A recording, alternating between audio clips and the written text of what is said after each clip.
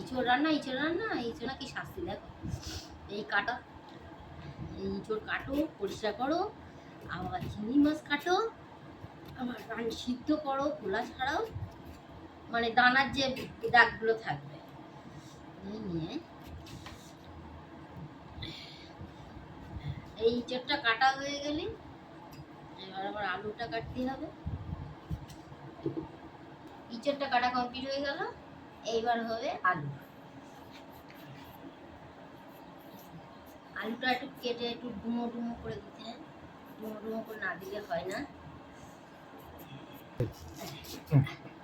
না আলুটা ভালো আছে, খুব চিন্তা হচ্ছিল যে আলুগুলো কেমন হয়, আলু একদম ভালো হয় না। একটু আলু না দিলে আবার তোমার দাদাভাই খাবে না। বাবা হাতে ব্যথা। তাহলে আলু হয়ে গেল, ইঁচড় কাটা দেখো কি সমস্যা, এত খোসা দেখো, এত খোসা আর ইঁচড়, তাহলে হয়ে গেল আর কি ইঁচড় কাটা। ঠিক আছে, টাটা।